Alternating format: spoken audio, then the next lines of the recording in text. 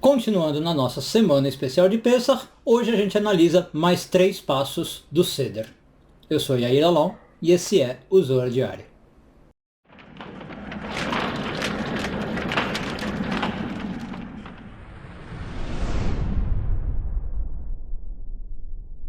Essa semana estamos rumo à festa de Pessah, então cada dia aqui do Zohar Diário eu estou pegando 3 dos passos da celebração e até sexta-feira a gente vai ver os 15 passos dessa festa cabalística. Então hoje a gente vai analisar os passos 4, 5 e 6, né? Começando pelo passo 4, claro, que é Yahatz. Bom, no Yahatz a gente quebra a matzah. O que é a matzah? É o pão ázimo, né? O pão seco, o pão da pobreza, tudo isso. Aliás, a gente já vai falar do simbolismo. Mas antes vamos falar por que o quebrar, né? O que significa esse quebrar a matzah. E a primeira pergunta é essa mesmo. Por que o quebrar? Por que a gente vive num mundo onde há quebra? Essa é uma das reflexões que a gente pode fazer. Por que o Eterno criou um mundo onde há a quebra, onde há a ruptura, onde as coisas não são sempre perfeitas, sempre completas, né?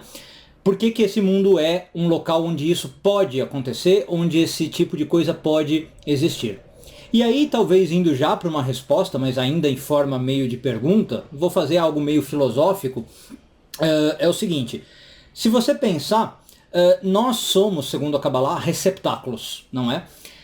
Nós somos receptáculos e se nós estivermos inteiros, ok, um receptáculo inteiro ele consegue conter o que ele contém, né? Vamos dizer, um receptáculo de 1 litro, ele contém 1 litro. Mas um receptáculo quebrado, ele consegue conter o infinito. Pensem nessa frase. A quebra, ela permite que eu amplie os meus limites. Ela não é gostosa, ela não é muito agradável, mas ela também redefine meus limites. Enquanto eu sou um receptáculo inteiro, eu estou limitado pelo meu limite de receptáculo. A quebra permite essa transcendência de limites. Então, a quebra, ela é também algo necessário no nosso mundo para que a gente venha escapar das prisões, escapar das escravidões. E é tudo que a gente está tentando fazer na festa de Pessah, né? A gente está tentando sair dessas limitações e ir rumo à liberdade. Então é para isso que a quebra existe. É isso que a matzah está representando aqui, ou a quebra da matzah. Agora sim, entrando na matzah, como eu falei, a matzah é chamada de pão da pobreza. Então aqui em especial eu estou quebrando o pão da pobreza. Se eu pegar o simbolismo aqui, nem precisa ser muito metafórico, né? O pão da pobreza representa essas limitações que eu estava falando. É isso que eu quero quebrar, né? Eu quero quebrar as pobrezas da minha vida. E é óbvio que eu não estou falando de pobrezas pecuniárias, monetárias ou financeiras. Essas também, claro. Mas eu estou falando de pobrezas todas. Pobrezas de alma, pobrezas de espírito, pobrezas intelectuais, pobrezas emocionais. São essas pobrezas que eu quero quebrar. E aí transcendê-las, como eu falei, para tirar o limite de um receptáculo e torná-lo infinito. Tá? Bom, o quinto passo é Magid, talvez o central da do nosso ritual de Pessah. No passo do Magid, nós relatamos a história de Pessah. E a importância está realmente no relatar, né? A gente lembrar da história, a gente contar a história. Aqui eu acho que nem precisamos nos estender, a gente vê isso diariamente. A importância de a gente ter a memória viva do que aconteceu conosco, do que aconteceu no passado. E a Kabbalah diz que na verdade, a gente ficar achando que os eventos são passados é um erro. Na verdade não existe passado. As coisas não aconteceram com pessoas lá atrás, há alguns milhares de anos. Elas aconteceram conosco.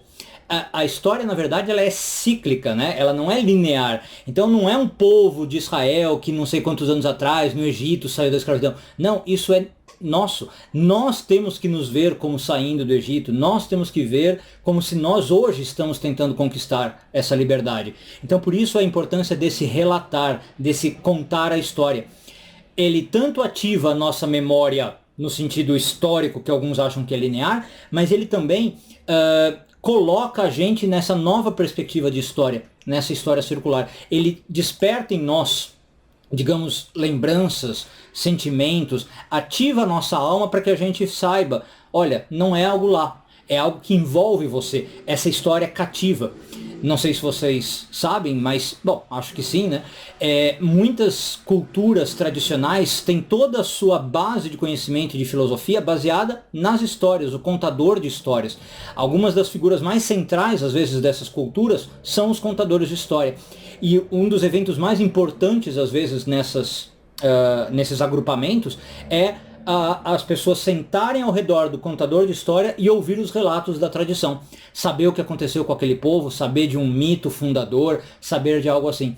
Hoje, infelizmente, nem preciso dizer, na nossa sociedade moderna ocidental, a gente está perdendo muito essa capacidade de contar histórias, né? Eu, particularmente, por exemplo, gosto muito quando eu ainda vejo pais contando histórias para os filhos na hora de dormir ou numa hora de lazer, né? Porque, infelizmente, isso está se perdendo, está se substituindo esse contar histórias por atrações diversas, por eletrônicos e coisas do tipo. Mas se as pessoas soubessem a importância que é o contar história e o envolvimento espiritual e energético que isso traz, né, elas repensariam certamente essa questão do contar a história. Enfim, no passo Magid, o quinto passo, é isso que a gente está fazendo. E lembrando então da importância também do nosso... saber do nosso histórico no sentido agora, quem eu sou, né? Por que eu estou aqui? Como eu cheguei até aqui? Isso faz parte da minha história, isso faz parte da minha essência e da minha identidade.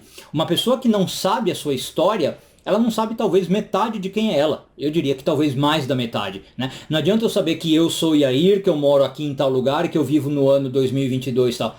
Ok, eu só sei isso de mim. Mas e todo o resto passado, né? E tudo que me aconteceu antes disso? Isso também faz parte de mim, isso também tem que ser sabido. Bom, e o sexto passo, esse a gente não vai precisar se deter muito porque ele se chama Rachza e ele é novamente uma lavagem das mãos. O curioso aqui é que você pode perguntar, ué, de novo uma lavagem das mãos, né? Já teve nos 3 primeiros passos.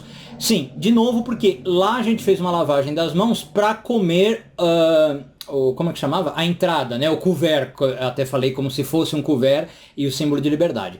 Agora a gente está fazendo uma lavagem porque vai vir daqui a pouquinho os pratos principais. Então sim, tem 2 lavagens, tá? Mas o simbolismo a gente não precisa explorar, qualquer coisa dê uma olhada no vídeo anterior que você vai entender. É a mesma ideia. Purificação das mãos, as mãos como representando aquilo que eu uso para atuar no mundo e as águas como essa energia divina, essa energia superior vindo para o mundo inferior e dando a purificada. Um bom dia a todos e tudo de bom.